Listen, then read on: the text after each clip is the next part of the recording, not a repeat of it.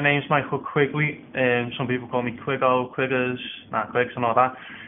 Basically, I'm just getting work. I've just got a job. Hopefully, that's going to follow through and all that. And I want to go back to college and do hairdressing, do a bit of cookery so I can make decent food and like be self-sufficient and be able to look after myself properly and have a nice house and be able to feel good about myself and the way that I can look after myself kind of thing. Cool. Okay, I'm gonna ask you some past, present, and future questions. If that's okay with you? Yep. What are you up to at the minute? At the minute, I've started dating this absolutely gorgeous bird. I'm the most gorgeous bird I've ever seen in my life, so I'm quite happy at the minute. And at the minute, I'm waiting for my money to come through so I can buy some food. I've got a tin of pineapples, so do a man a favour, Mitch. Go on. Okay. Okay. What are your hopes for the future? The hopes for the future is to be a whiz kid at hairdressing and looking after myself and just not being in the position I'm at now. Okay. How would you address the government about housing issues? The way I talk to the government about half a chance of they get on with this, I don't know.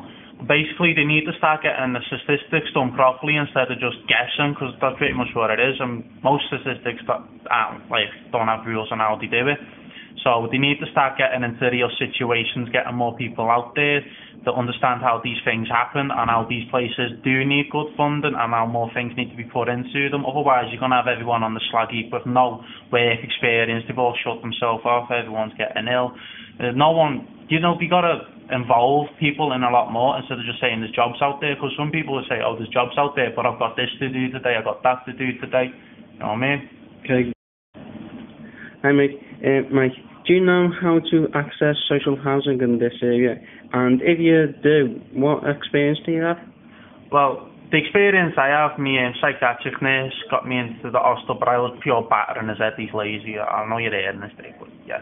And but basically, if you want to get yourself into housing, go to your job centre and say, do you know where there's any hostels and go to, or you can go to your council and that, council buildings, and they'll tell you where there's hostels and you can get in touch with them and all that, because if you need somewhere to stay, you best find yourself somewhere to stay.